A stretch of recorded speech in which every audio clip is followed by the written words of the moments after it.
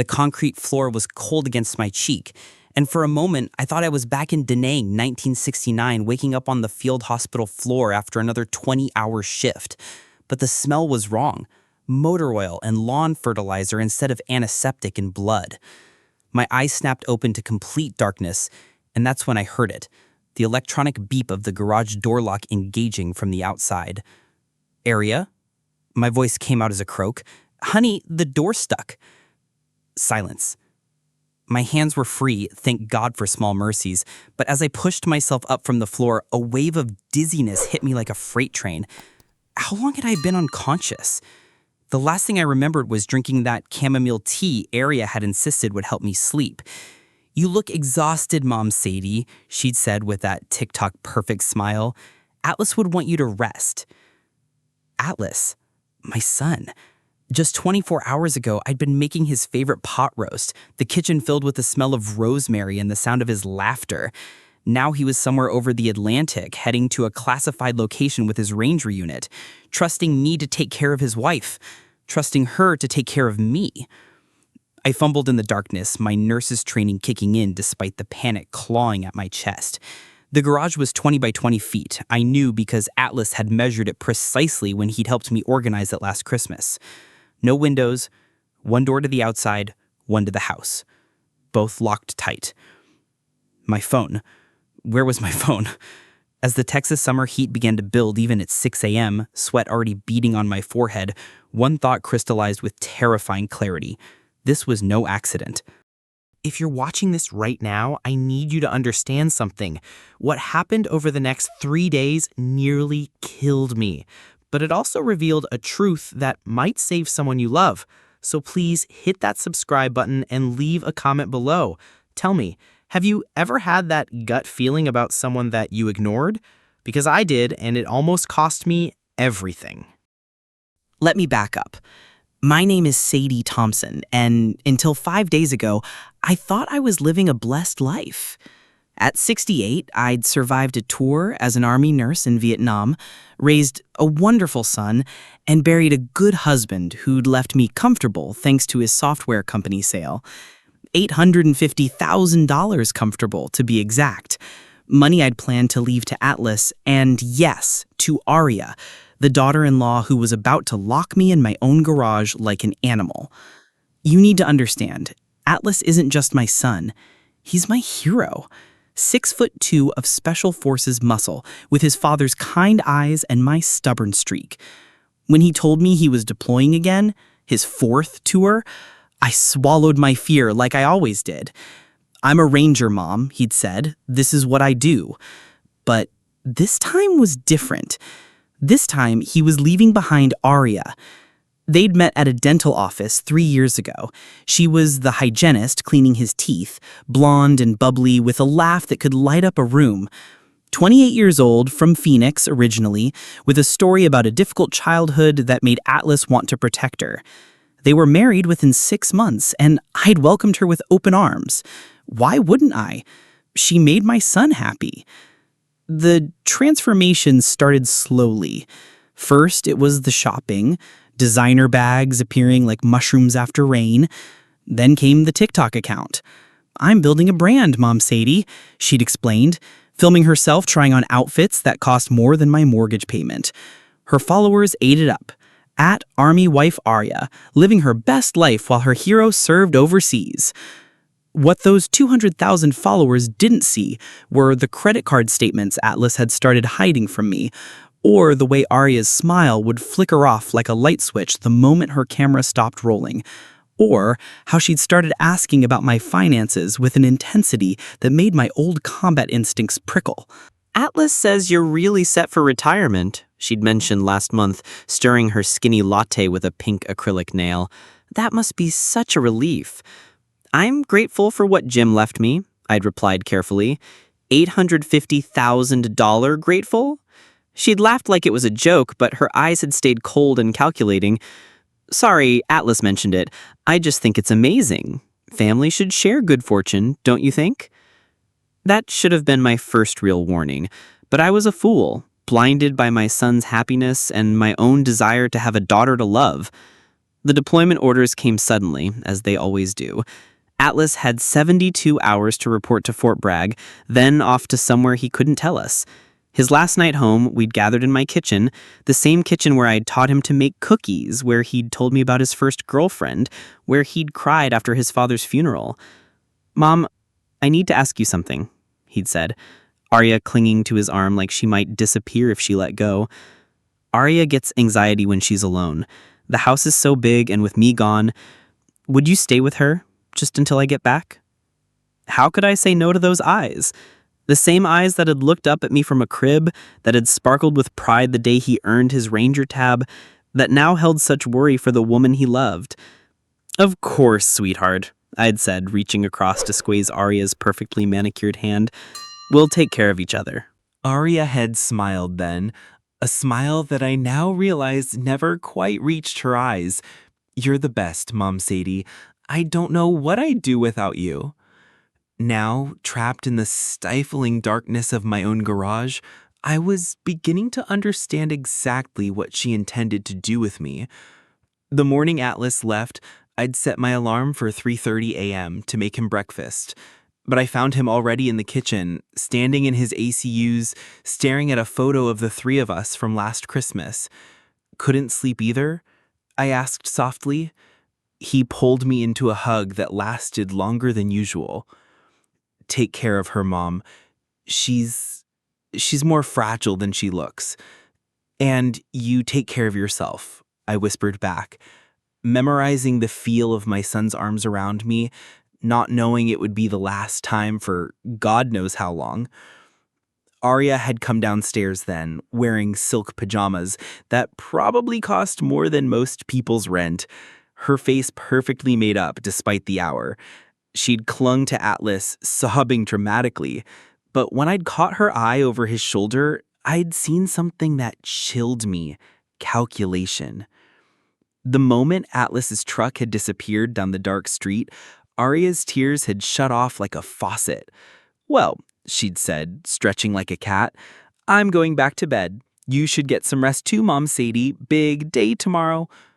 Big day? She'd already been heading upstairs, her phone pressed to her ear. "Hey, Derek. Yeah, he just left. I'll call you later."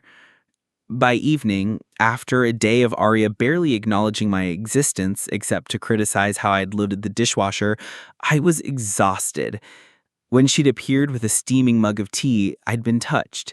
"Peace offering," she'd said with that influencer smile. "I know I was bitchy today.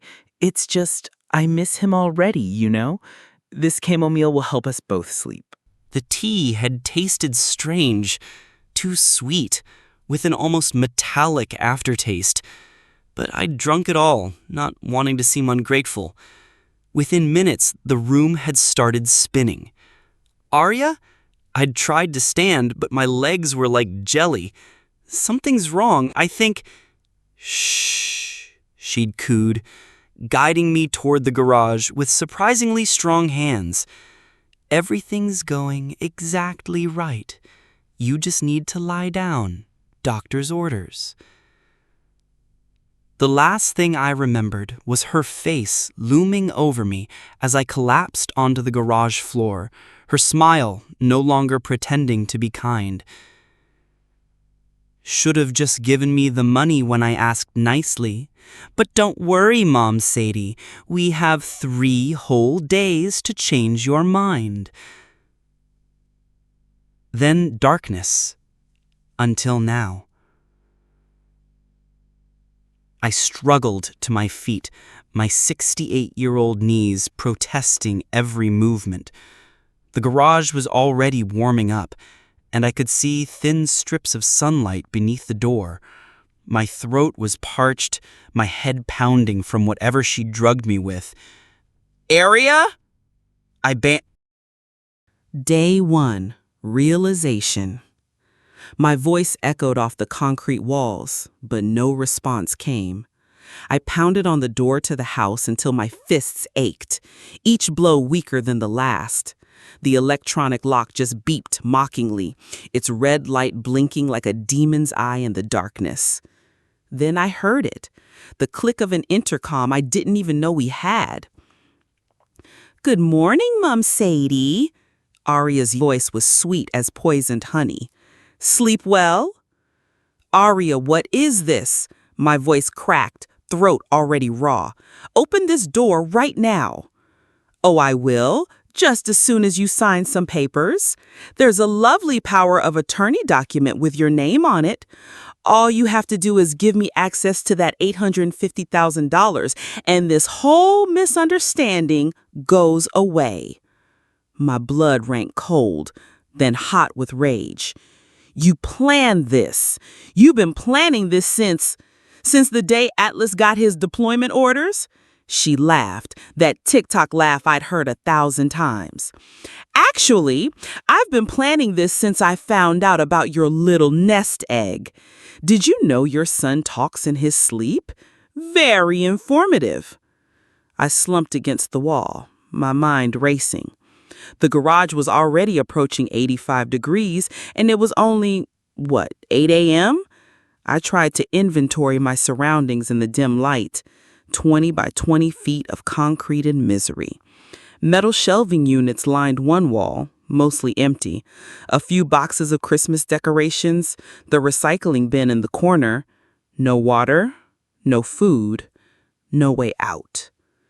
Aria, honey, I tried to keep my voice steady, drawing on the same tone I'd used with panicked soldiers in field hospitals. This isn't you. We can talk about this. Whatever debt you're in, $45,000. She snapped, the sweetness evaporating. Do you know what it's like being an army wife? Watching everyone else on Instagram living their best lives while your husband is gone for months? While you're stuck in this boring Texas suburb with his mother? So you thought false imprisonment was the solution. I thought you'd be reasonable. Atlas said you were smart, a nurse who saved lives in Vietnam. Well, now you get to save your own life, Sadie. Sign the papers or see how long a 68-year-old woman lasts in a hot garage without water. The intercom clicked off. For a moment, I just stood there, letting the reality sink in. Then my training kicked in. Survive first, panic later. That's what had gotten me through 12 months in a war zone, and by God, it would get me through this. I shuffled to the recycling bin, praying. 3 half-empty water bottles glinted like miracles among the crushed cans. Maybe 20 ounces total? In this heat, that might buy me a day if I was careful. My hands shook as I gathered them, already calculating rations in my head. The shelving unit yielded nothing useful. Tinsel and lights weren't going to save me. But wait, there, in the corner, where Atlas had worked on his motorcycle last year, an oil stain on the floor, and beside it, something that made my heart leap, a loose floorboard. My arthritic fingers screamed as I pried at the board. Years of nursing had made them strong, but age had made them stubborn. Finally, it popped free, revealing a small space beneath.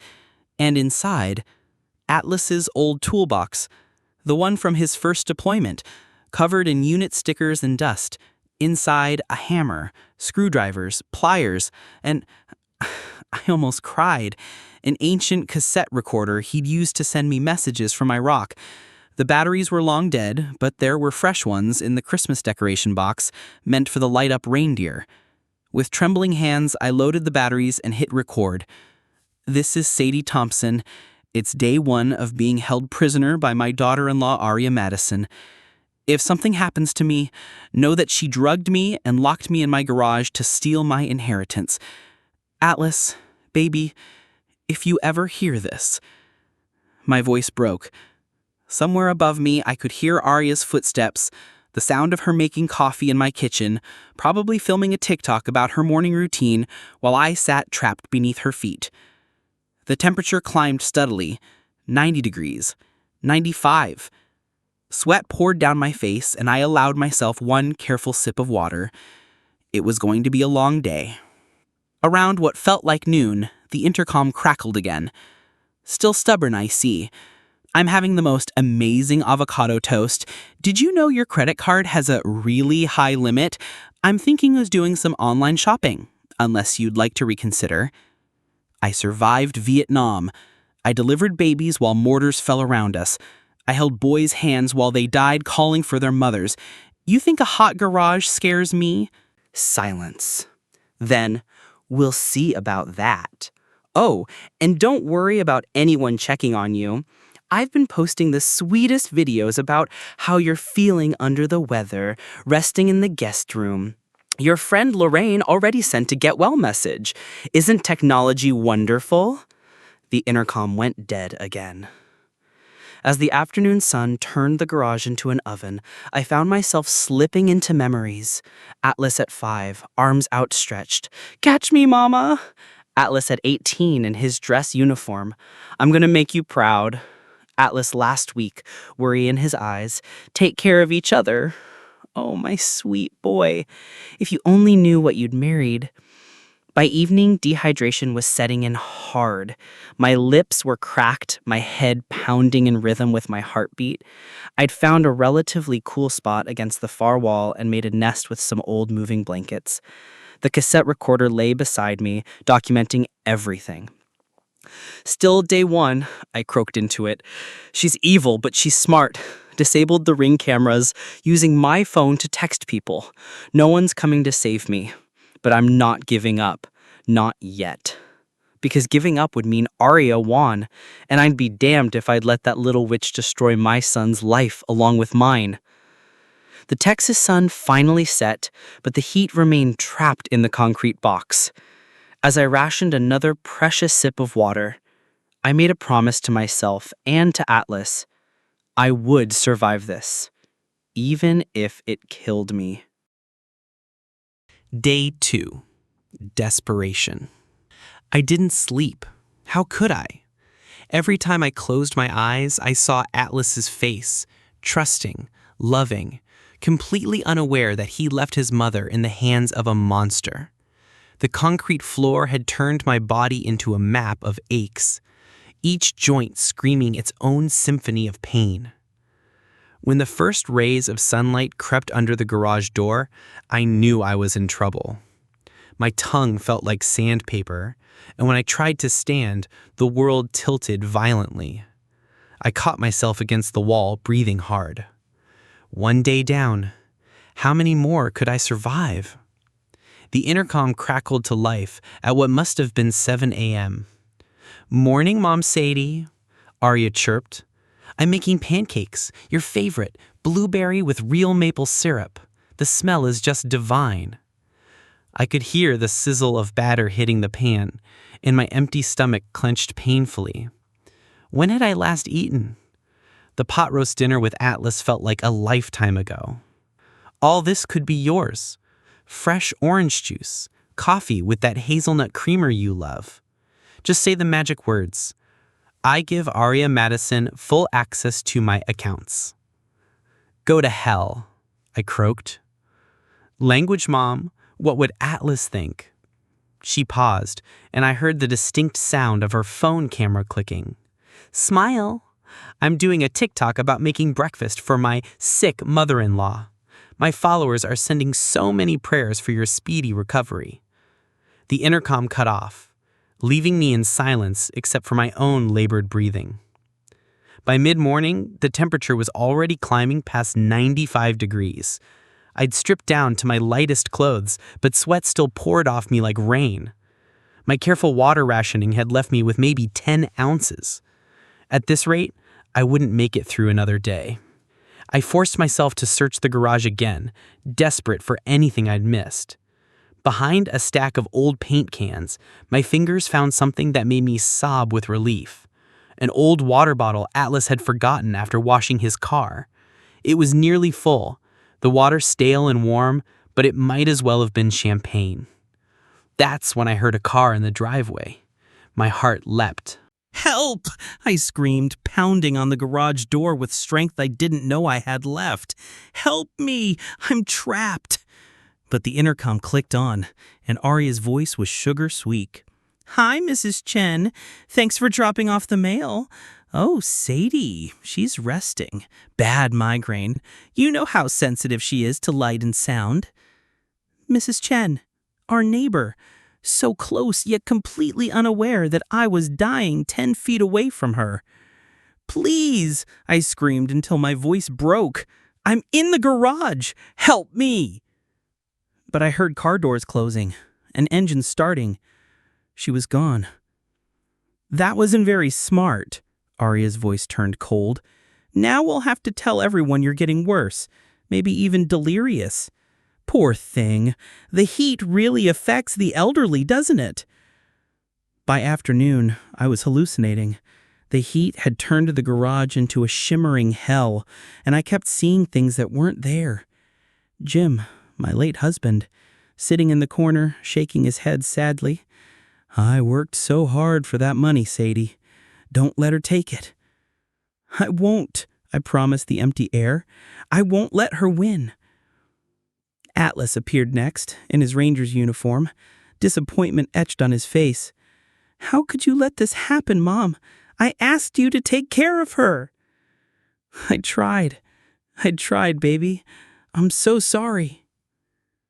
You're not trying hard enough, he said, and when I blinked, he was gone. The cassette recorder was still running, capturing my descent into delirium. Good. Let them hear what she did to me. Let the world know that Arya Madison tortured an old woman for money. Around 4 p.m., when the heat index inside the garage had to be pushing 110 degrees, the intercom came alive with the sound of running water. Bath time, Arya sang out. I'm using your fancy bath salts, Mom Sadie. The lavender ones Jim bought you for your last anniversary. You were saving them for a special occasion, right? Well, today feels pretty special to me. I could hear her splashing, humming, while I lay on concrete, my lips cracked and bleeding, my body shutting down system by system. You know what's funny? She continued. Atlas called me his angel in his last letter. Said he could handle anything, knowing his angel was safe at home with his mom. If only he knew his angel was about to be $850,000 richer. He'll find out, I managed to rasp. He'll find out what you are. From where? Afghanistan? Syria? Whatever classified hellhole they sent him to. She laughed. By the time he gets back, you'll either be dead or committed to a nursing home with severe dementia. I've already talked to some places. Amazing what they'll believe when a concerned daughter-in-law calls about her poor, confused mother-in-law who keeps imagining things. The water stopped running. I heard footsteps above me, moving from the bathroom to the bedroom. My bedroom. She was sleeping in my bed while I died in my garage. As the sun began to set on day 2, I made another entry in the recorder with what little voice I had left. Day 2. Arya Madison is a monster.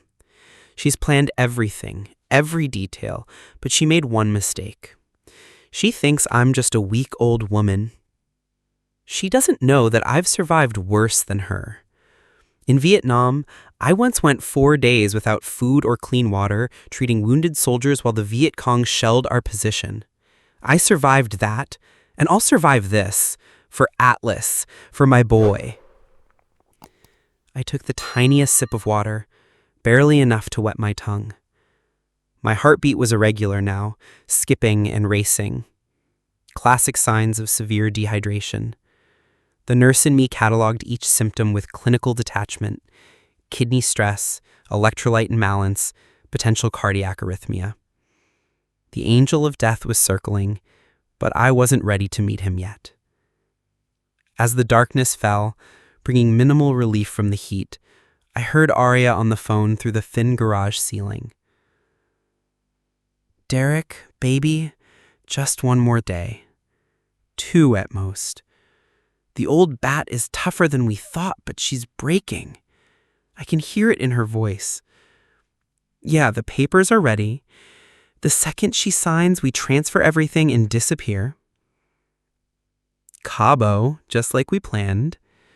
No, Atlas won't be a problem. By the time he figures it out, we'll be long gone. So Derek wasn't an ex-boyfriend. He was a current accomplice. They'd planned this together, targeting a soldier's mother while he served his country. I clutched the cassette recorder tighter. Even if I died in this garage, I'd make damn sure they paid for it. Atlas, I whispered to the darkness, Mama loves you. And I'm so sorry. Day 3, breaking point. I woke to the sound of my own heartbeat, irregular, fluttering like a dying bird in my chest. For a moment, I couldn't remember where I was. Then the heat hit me, already oppressive at dawn, and it all came crashing back. Day 3. I was dying. My lips were so cracked they'd split open during the night, leaving the taste of blood in my mouth. When I tried to sit up, the garage spun violently, and I had to press my palms against the concrete to keep from passing out. The water was gone, every last drop, consumed in a desperate attempt to keep my organs from shutting down. Still alive in there? Aria's voice through the intercom sounded different, nervous. You're tougher than you look, Sadie. I'll give you that. I tried to respond, but only a whisper came out. She must have turned up the intercom's sensitivity, because I heard her sharp intake of breath. Jesus, you sound awful. Look, this has gone far enough. Just sign the papers, okay? I'll even leave you some money. $50,000. That's generous, right? You can live comfortably on that. $50,000? From my $850,000? Jim's life's work? Our dreams of leaving Atlas secure reduced to pocket change for this viper? Never, I breathed. Fine, she screamed, and I heard something crash upstairs. You stupid, stubborn old bitch. Why couldn't you just make this easy? Do you want to die? Yes, a part of me thought. If it means you don't win, yes. But then I thought of Atlas coming home to find his mother dead, his wife in prison, his life destroyed. No, I had to survive. I had to warn him. With shaking hands, I pulled out the cassette recorder one more time. The batteries were dying too, the red light flickering weakly. Day 3. If anyone finds this, Aria Madison and someone named Derek planned to murder me for my inheritance. They drugged me, locked me in my garage. No food, no water. The heat. I had to stop, gasping for air that felt too thick to breathe. Atlas, baby, it's not your fault. You couldn't have known. She fooled us both. But I love you. I love you more than life itself. And I'm so proud of the man you became. The recorder clicked off, batteries finally dead, just like I would be soon. That's when I heard it, the most beautiful sound in the world. A car door slamming, a familiar voice calling out, Mrs. T? Sadie? It's Mike Martinez. Mike, Atlas's ranger buddy, on leave. He'd promised to check on us. Mike! I tried to scream, but it came out as barely a whisper. With the last of my strength, I grabbed the hammer from Atlas's toolbox and struck the garage door. Once. Twice. The sound was pathetically weak. Aria. Mike's voice was closer now. Atlas asked me to stop by. Where's his mom? Oh, Mike, how sweet of you to come. Sadie's actually not feeling well. Bad stomach bug. She's been in bed for days. That doesn't sound like her. She's tough as nails. Mind if I check on her? I really don't think... Bang, bang, bang. I hit that door with everything I had left, my vision going black at the edges. What was that? Mike's voice sharpened. Former rangers don't ignore strange sounds. Just the water heater. It's been acting up. Bang, bang, bang. That's not a water heater. His voice turned to steel. Open the garage area now. I don't have the remote. Open it or I'm calling 911 and breaking it down myself. A pause, then the beautiful, life-saving sound of the garage door motor engaging. Light flooded in, so bright it was like looking at the sun. I tried to shield my eyes, tried to call out, but all I could do was collapse forward. Jesus Christ! Mike's arms caught me before I hit the ground. Sadie! Oh my God, Sadie! She's crazy! Aria was babbling behind him. She locked herself in there. I tried to get her out, but she's been so confused lately. Shut up! Mike's voice was deadly quiet as he cradled me, already pulling out his phone. This is Mike Martinez. I need an ambulance at 4829 Bluebonnet Lane. Elderly woman, severe dehydration, possible heat stroke. She's been locked in a garage for what looks like days. I didn't. And send police, he continued, his arms tightening protectively around me. This is a crime scene. I tried to speak, to tell him about the recorder, but darkness was closing in. The last thing I heard was sirens in the distance, and Mike's voice, fierce and protective. Hold on, Mrs. T. I've got you. Atlas would never forgive me if I let you go. You hold on. Then mercifully, the world went black. Voices floated through the darkness like smoke. Severe dehydration, kidney function compromised, lucky to be alive. Found evidence in the garage, cassette recordings, definitely attempted murder. Called Atlas's unit, emergency Red Cross message, he's on his way. I drifted, swimming between consciousness and dreams. Sometimes Jim was there, holding my hand. Sometimes it was Atlas, tears streaming down his face. Once I thought I saw Aria in handcuffs, mascara running down her cheeks as she screamed about her rights.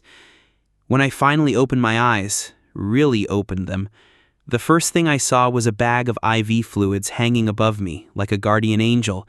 The second was Mike Martinez, slumped in a chair beside my bed, still in his civilian clothes, standing guard even in sleep. Mike? My voice was barely a whisper, but his eyes snapped open instantly. Ranger reflexes. Mrs. T. He was at my side immediately, gripping my hand. Thank God, you scared the hell out of me. How long? 2 days. You've been in and out. The doctor said, he swallowed hard. They said another hour in that garage and we would have lost you. Aria? His face darkened. County jail, no bail. The recordings you made, plus her text messages with that Derek character. She's looking at attempted murder, elder abuse, false imprisonment, fraud. The DA says 15 to 20 years, minimum. 15 to 20 years. It should have felt like justice. Instead, I just felt empty. Atlas? He's landing in 6 hours.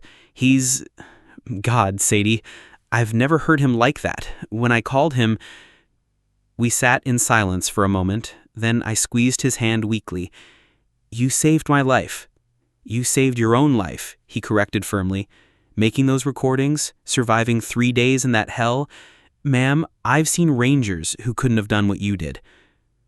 A knock at the door interrupted us. A woman in a sharp suit entered, carrying a briefcase. Mrs. Thompson, I'm Detective Sarah Chen. I hate to bother you so soon, but we need your statement. The more we have, the tighter the case against Mrs. Madison. I nodded weakly. I want her buried under the jail. Detective Chen smiled grimly. Ma'am, by the time we're done, she'll need a shovel to see daylight again. As she set up her recorder, I thought about Aria, sitting in a cell, experiencing her own kind of confinement. But hers came with food, water, and constitutional rights. More mercy than she'd shown me. Let's start from the beginning, Detective Chen said gently. Tell me about the day your son left for deployment. I took a shaky breath, Mike's hand still in mine, and began to speak. The truth would set me free, and it would cage Aria Madison for a very, very long time. Justice, as it turned out, could be just as cold as revenge, and I was perfectly fine with that. The next time I woke, it wasn't Mike's face I saw. It was Atlas. My boy, my beautiful, broken boy. He was still in his ACUs, desert dust in his hair, eyes wed-rimmed and wild. When he saw me awake, a sound escaped him that I'd never heard before. Part sob, part rage, part animal grief. "Mom!"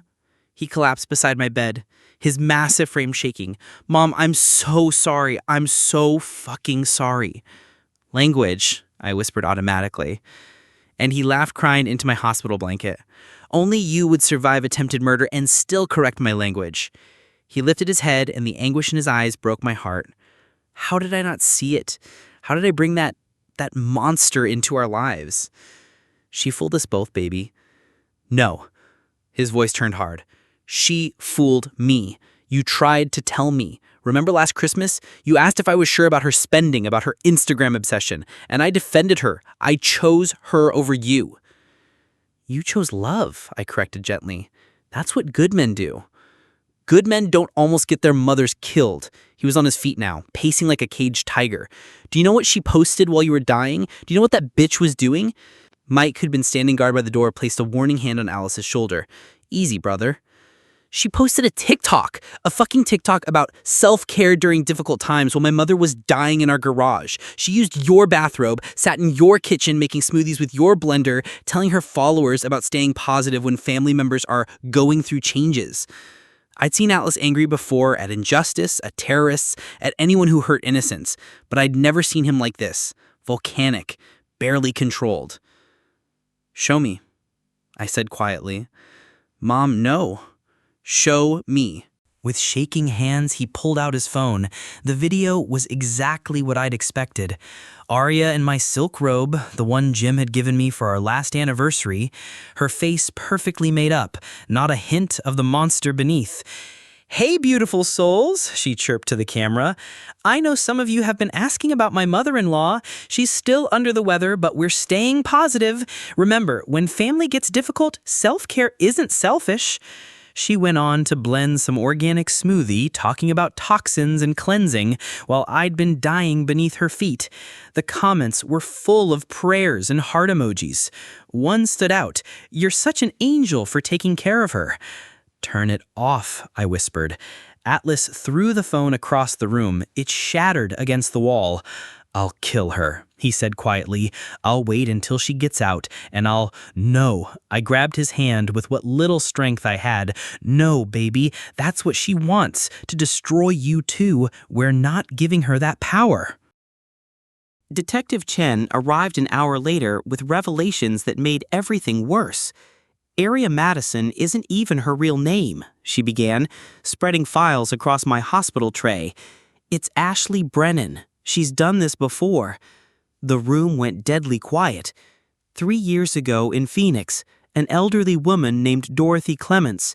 Aria, Ashley, was her home health aide. Mrs. Clements died of natural causes 2 days after changing her will to leave everything to her devoted caregiver. "You're saying she murdered someone else?" Atlas's voice was barely human. "We could never prove it, but Phoenix PD is reopening the case based on what happened here." Detective Chen pulled out another photo. "This is Derek Patterson, also not his real name. They're a team. He finds the marks, she seduces her way in, and they split the money." I stared at the photo of Derek, handsome in that sleazy way, with cold eyes and a car salesman's smile. "How many others?" I asked. "We're still investigating, but bank records show at least 4 large deposits over the past 5 years, always from elderly victims, always ruled natural causes or accidents." Atlas made a sound like a wounded animal. Mike had to physically restrain him from punching the wall. "She picked me," Atlas said hollowly, "at the dental office. She knew I was military, knew I'd deploy, knew I had a widowed mother. I was just a mark." "The perfect mark," Detective Chen confirmed gently. "Military families are vulnerable, deployments create opportunity, and soldiers are often too trusting, too honorable to suspect." "Stop." Atlas turned away. "Just stop." But Chen wasn't finished. "There's more. We found searches on her laptop. How long can elderly survive without water? Signs of dementia to fake. Garage door locks that can be controlled remotely. She'd been planning this for months. I closed my eyes, remembering every Sunday dinner, every holiday, every time she'd called me Mom Sadie with that sweet smile. All of it had been a performance. All of it had been a countdown to my murder. Mrs. Thompson, Detective Chen continued, we also found evidence that she was already scouting her next victim, a widow in Houston with a son in the Navy. The DA wants to charge her under federal statutes. Targeting military families is a federal crime.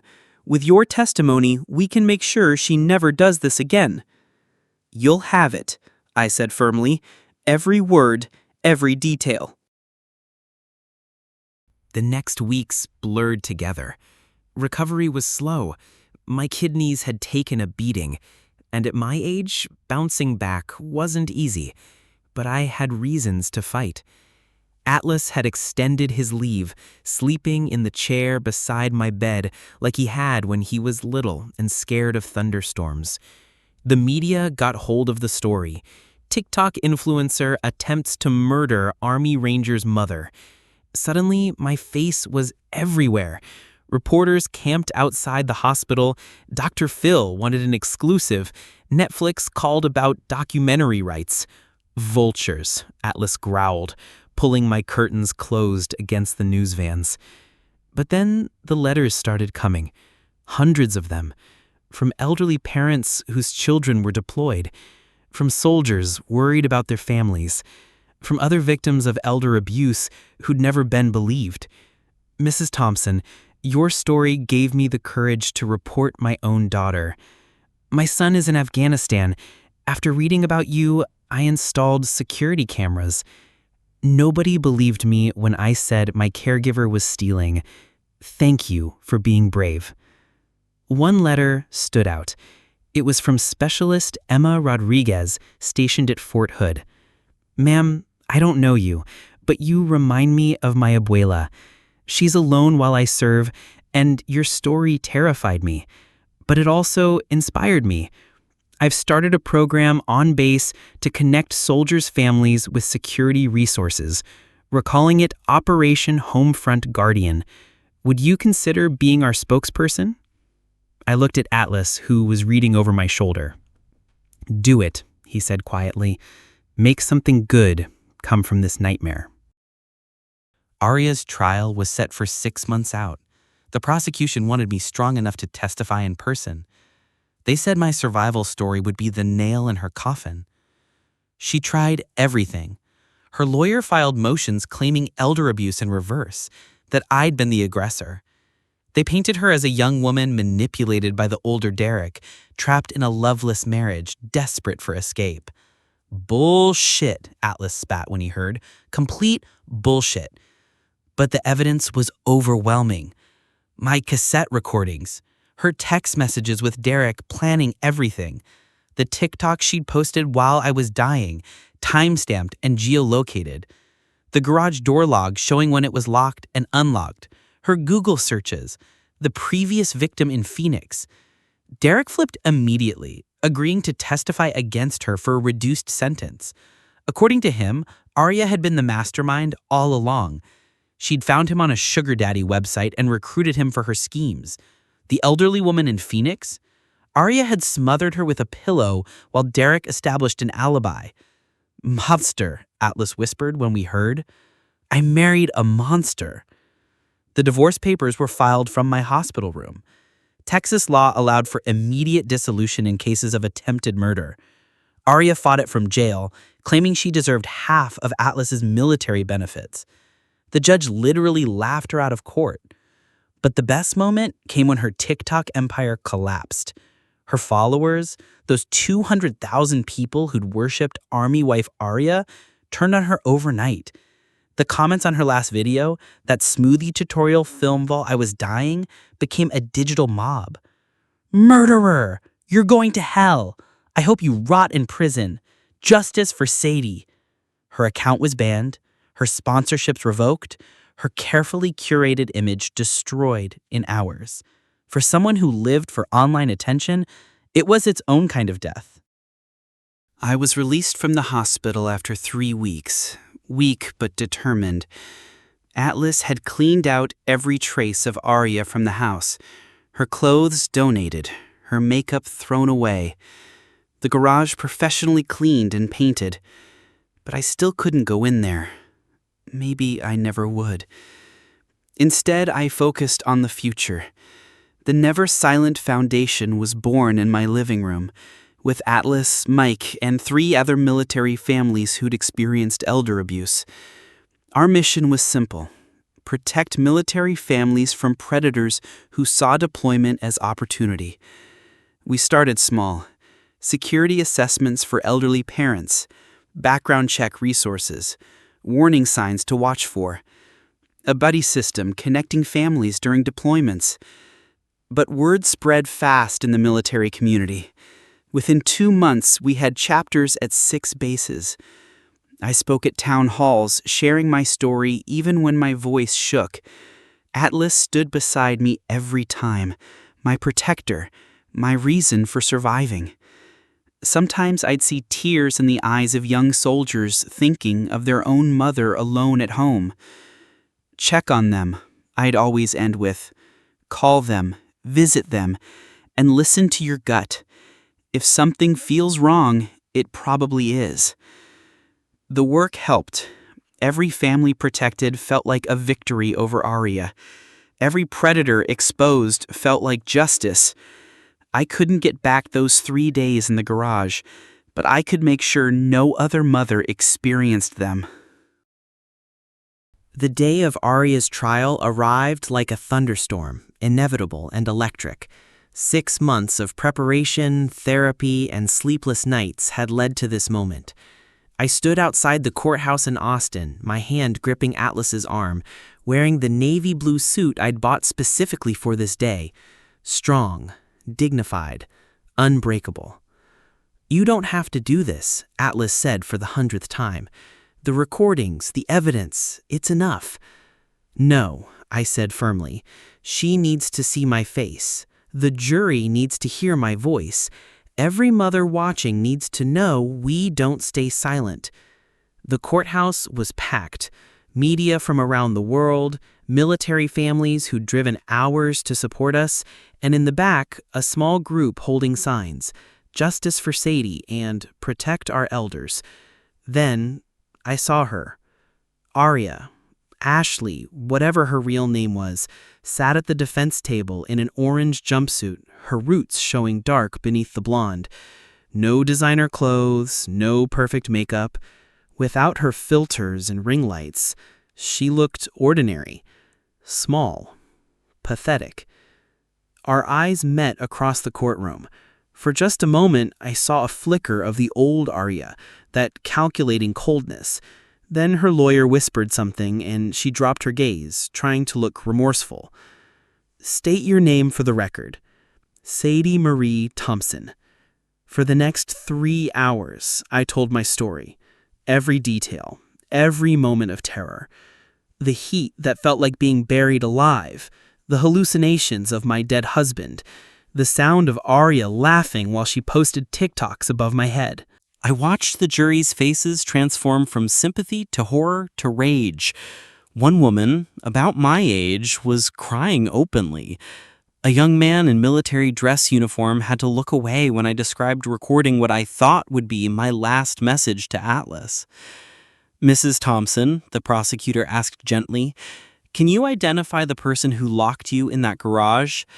I pointed directly at Arya. That woman, my son's wife, the woman I welcomed into my family, the woman who tried to murder me for money. Arya's lawyer tried to shake my testimony during cross-examination, suggested I was confused, that maybe I'd locked myself in accidentally, that my advanced age made my memory unreliable. "Sir," I said, steel in my voice, "I may be 68, but I remember every second of those 3 days, every drop of sweat, every skipped heartbeat, every time that woman taunted me through the intercom while I was dying. My memory is perfectly clear." The lawyer actually stepped back from the witness stand. When Derek testified, it was even worse.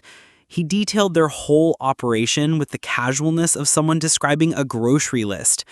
4 elderly victims over 5 years, 2 confirmed dead. Arya always playing the devoted caregiver or loving family member, always targeting military families because they were trusting and often had good insurance or death benefits. She called them easy marks, Derek said, avoiding Atlas's murderous glare. Said military families were trained to trust family, to leave everything in order before deployment. Made them perfect targets. The prosecution presented Arya's laptop searches, each one more damning than the last. Inheritance laws, Texas military spouse. How to fake power of attorney. Elderly survival without water, hot climate. Undetectable poisons, household items. How to induce heart attack, elderly. But the moment that broke the case wide open was the TikTok compilation. The prosecution played video after video of Arya living her best life while I was dying. Shopping hauls with my credit card, spa days for self-care during family stress, that fucking smoothie video. The timestamp showed she'd posted it exactly 47 minutes after locking me in the garage. I heard Atlas make a sound beside me, primal, anguished. Mike had to physically hold him in his seat. The defense's case was pathetic. They tried to paint Arya as a victim of Derek's manipulation, a young woman trapped in a marriage she didn't want, desperate for freedom. They brought in a psychologist who testified about financial anxiety in military spouses and the pressure of social media influence culture. She was performing strength online while dying inside, the psychologist claimed. Her actions, while regrettable, were a cry for help. A cry for help? I said to Atlas during recess. She Googled how long I could survive without water. That's not a cry for help. That's a blueprint for murder. When the verdict came, it was swift and brutal. Guilty. Attempted murder in the first degree. Guilty. Elder abuse. Guilty. False imprisonment. Guilty. Fraud. Guilty. Conspiracy to commit murder. 15 to 25 years. No possibility of parole for 10. Arya didn't cry. She just stared at me with those cold eyes as they led her away in shackles. At the door, she turned back. I loved him, she said loud enough for everyone to hear. In my own way, I loved Atlas. No, I said, standing tall despite my still weak legs. You loved his paycheck. You loved his absence. You loved what he could give you, but you never loved my son. Monsters don't know how to love. The courtroom erupted in applause as they dragged her away. The trial changed everything. Suddenly, I wasn't just Sadie Thompson, survivor. I was Sadie Thompson, voice of the voiceless, the face of elder protection, the mother who refused to die. Letters poured in by the thousands, speaking requests from military bases worldwide, a book deal I didn't want, movie offers I couldn't stomach. Everyone wanted to profit from my pain. Mom, you could help so many people, Atlas urged. We were sitting in my new apartment. I'd sold the house, unable to live somewhere she'd contaminated with her presence. Your story matters. He was right, so I chose carefully. No sensationalism, no exploitation, just truth. I started speaking at military family readiness groups, written testimony for Congress about elder abuse laws. The Never Silent Foundation grew from 6 chapters to 60. We partnered with base commanders to implement mandatory background checks for anyone with access to deployed soldiers' families. The statistics were staggering.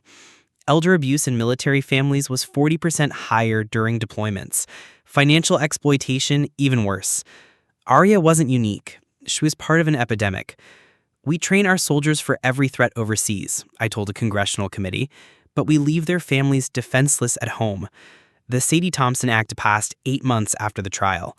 Federal protection for military families, mandatory reporting for suspicious financial activity, increased penalties for targeting service members' relatives. It wasn't enough, it would never be enough, but it was a start.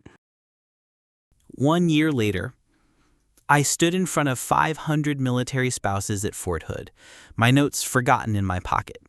These faces, young, worried, determined, reminded me why I kept telling this story even when it hurt. 6 months ago, I almost died in my own garage, I began. Not from enemy fire or terrorist attacks, but from the person who called me mom and smiled at Sunday dinners. Silence. Total, absolute silence. I'm not here to scare you. I'm here to arm you. Because the enemy isn't always overseas. Sometimes they're sleeping in your guest room. Sometimes they're posting about loving their military family while plotting to destroy it. I talked for an hour about red flags, about trusting your gut, about resources and rights, about fighting back even when you're dying. Afterward, a young woman approached me, maybe 25, baby on her hip, worry in her eyes. "Mrs. Thompson, my mother-in-law has been acting strange since my husband deployed, asking about our insurance, our savings. I thought I was being paranoid." "You're not," I said firmly. "Trust yourself. Protect yourself. And if you need help, call me." I handed her my card. She wasn't the first. She wouldn't be the last. Every person saved was a victory over Aria and everyone like her. A year to the day after my rescue, I stood in that garage one last time. Atlas beside me, Mike too. The space had been transformed. Bright lights, fresh paint, no trace of the tomb it had been. But I could still feel it, still smell the heat and fear. "We could tear it down," Atlas offered, "build something new." No. I touched the wall where I'd hidden the recorder. This is where I refused to die, where I fought back, where I won. I won't let her take that from me, too. We stood in silence for a moment. Then Atlas spoke, his voice thick with emotion. "Mom, I never asked what kept you going. When you were dying, what made you keep fighting?" I looked at my son, my hero, my heart, my reason for everything. "You," I said simply. "The thought that you'd come home to find me gone and blame yourself. I couldn't let that happen. A mother's love doesn't stop for deployment or distance or even death. And it sure as hell doesn't stop for some TikTok psychopath with a bad dye job." He laughed through his tears, pulling me into a hug that felt like home. "Besides," I added, "I'd survived Vietnam, your terrible twos, and teaching you to drive. I wasn't about to let Aria fucking Madison be the thing that killed me." We walked out of that garage together, into the Texas sunshine, free, alive, unbroken. And somewhere in a federal prison, Aria Madison, Ashley Brennan, whatever her real name was, sat in a concrete cell not much bigger than the garage where she'd tried to kill me. She'd wanted my money, my life, my silence. Instead, she'd created her worst nightmare. A mother with a mission, a story that wouldn't die, and a voice that would echo through every military base, every courtroom, every family gathering where predators hunted the vulnerable. She'd learned the hard way what every enemy of America eventually discovers. Never underestimate the strength of those who protect the protectors. Never underestimate a military mother. Never underestimate love. In memory of all the elderly victims who didn't survive to tell their stories, your voices live on through those of us who did. The Never Silent Foundation has helped protect over 10,000 military families. If you need help, you're not alone. Elder abuse thrives in silence. Speak up, stand up, fight back. For Atlas, who taught me that heroes aren't just found on battlefields. Sometimes they're found in garages, refusing to give up.